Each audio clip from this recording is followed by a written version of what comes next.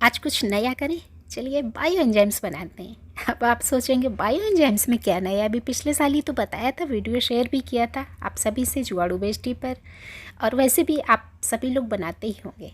पर आज कुछ तो नया है, और नया ये है कि जो बायो एंजाइम्स हमारे 3 महीने में बनते थे वही बायो एंजाइम्स हम लोग बनाएंगे सिर्फ और सिर्फ 15 दिन में।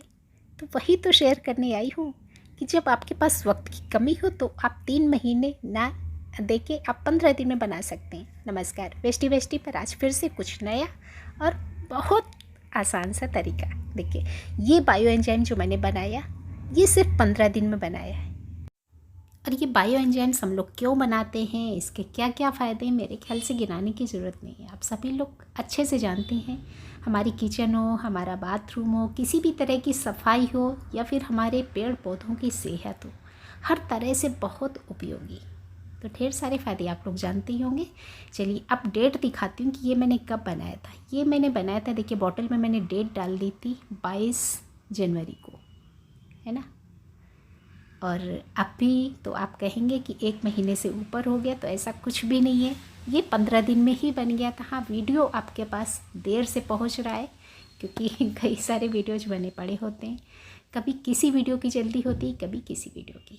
पर आप जब भी बनाएंगे तो ठीक 15 दिन के बाद ये बन के तैयार हो जाएगा। अब यही हम लोग जानेंगे कि इसको आखिरकार हम लोग 15 दिन में बनाते कैसे हैं। तरीका बिल्कुल वही पुराना जैसा पिछले वीडियो में मैंने बनाया था, बिल्कुल उसी तरीके से हम लोग बनाएंगे। वही चीज़ें भी चाहिए होंगी। और यहाँ पर मैं बना रही हूँ अपना सिट्रिक एंजाइम। तो हमारे कुछ खट्टे फलों के छिलके, आप नींबू के ले सकते हैं, मौसमी के ले सकते हैं, संतरे के ले सकते हैं, कोई भी छिलके आप ले सकते हैं।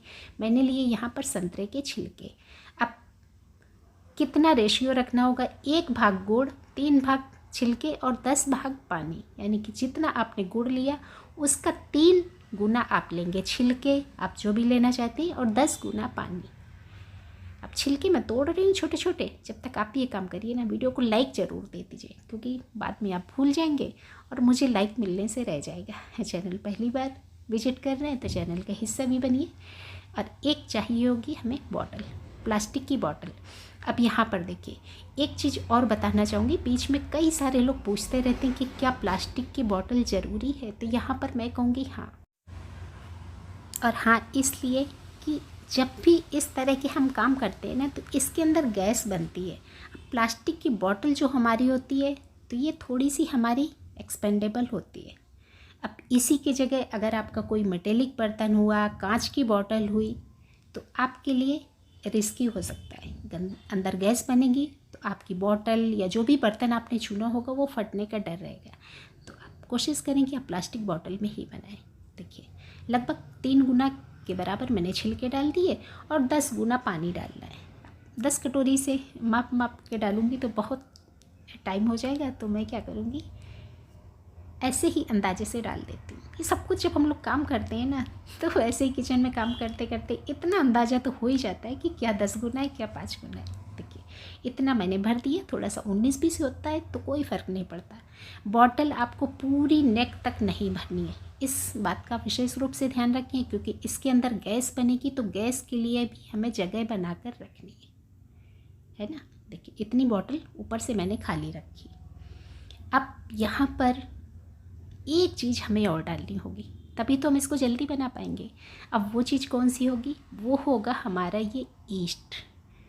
हम इसे बहुत सारे लोगों की किचन में होगा, आप लोग केक बनाते होंगे, आप लोग बहुत सारी चीज़ों में इस्तेमाल करते होंगे ना। तो बस वही थोड़ा सा ईस्ट उठाइए और इसमें 1 चम्मच डाल दीजिए। आप किसी भी कंपनी के ले सकते हैं, कोई कंपनी हमें नहीं देखनी, हमें सिर्फ ईस्ट देखना है। अब यहाँ पर कुछ मैंने अपनी किचन में इस्तेमाल किया हुआ है, कुछ बचा है, लगभग 1 चम्मच के बराबर ही है, तो मैं माप के नहीं दिखा रही हूँ, ऐसे ही डाल देती हूँ। बस आप ये समझ लीजिए कि एक बॉटल में आप 1 चम्मच भर के डाल सकते हैं, है ना। तो बस यही ईस्ट जब हम डालेंगे तो ये हमारा बायो एंजाइम फटाफट से बन के तैयार हो जाएगा।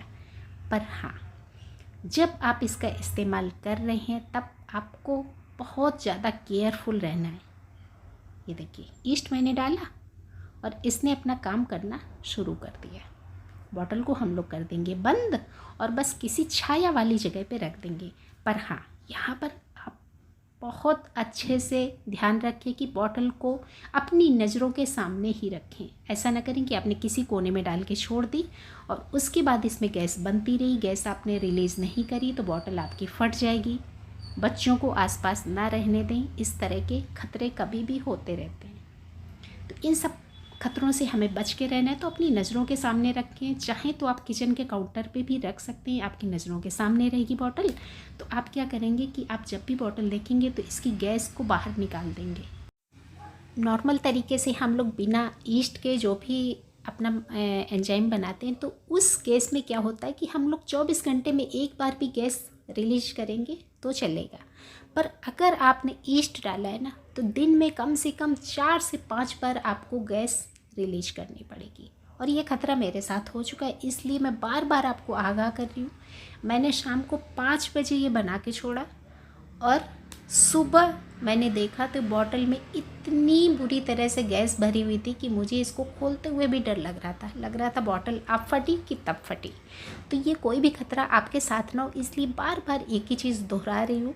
देखिए बॉटल में भयंकर रूप से गैस भरी हुई है, नीचे की इसकी जो पेंदी है बॉटल की पूरी गोल हो चुकी है क्योंकि बहुत सारी इसके अंदर गैस भरी हुई है। तो इसलिए मैं आपसे यही रिक्वेस्ट करूँगी कि आप अपने किचन के काउंटर पे रखें, किसी कोने पे ना छोड़ें और 4 से 5 बार आप इसकी गैस निकालते रहें। हफ्ते भर तक आपको ये प्रक्रिया करनी पड़ेगी। फिर धीरे धीरे गैस उतनी स्पीड में नहीं बनेगी जितनी पहले बनती थी। फिर आप दिन में एक बार निकाल सकते हैं और 2 हफ्ते में तो वैसे ही हमारा बन के तैयार हो जाना है ना। तो बस अब 15 दिन बाद जब आप बॉटल खोलेंगे तो आपको ये मिलेगा बना बनाया तैयार। गैस कितनी तेजी से बनी है इसका एक छोटा सा नमूना भी दिखाना चाहिए। अरे यार अभी तक वो निकल चुका होता कुछ होता तो। और जब आप ये गैस रिलीज करेंगे, बहुत ज़्यादा गैस भरी है ना, तो आपने अगर एकदम से ढक्कन खोल दिया तो पूरा ये पानी आपका आ जाएगा बाहर। मैंने ढक्कन को लूज किया, गैस निकलती भी जा रही है, ढक्कन को मैंने पकड़ा भी है जिससे कि हमारा ये अनमोल पानी बाहर न निकल पाए। ठीक 15 दिन बाद जब आप बॉटल को देखेंगे तो सारे के सारे छिलके आपको पेंदी में जमे मिलेंगे और यही इंडिकेशन होता है हमारे बायो एंजाइम के बनने का। इसका मतलब बायो एंजाइम आपका तैयार है। अब आप इसको छान के अपनी मर्जी के हिसाब से इसको इस्तेमाल कर सकते हैं।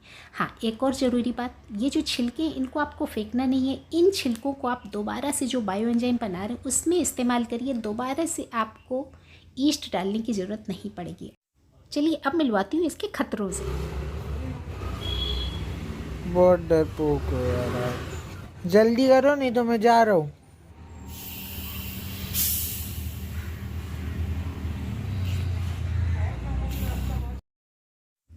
देखा आपने, इसकी गैस को निकालना कितना जोखिम भरा काम है। भाई मुझे तो पटाखों से ही डर लगता है, तो इसकी गैस निकालते हुए ना मुझे पटाखों की याद आ जाती है, तो मेरी तो हालत ख़राब हो जाती है। तो आप भी थोड़ा सा केयरफुल ज़रूर रहें। वीडियो अच्छा लगा हो तो लाइक करते हुए ज़रूर जाइएगा। जल्दी मिलूँगी अगले वीडियो में। Thank you.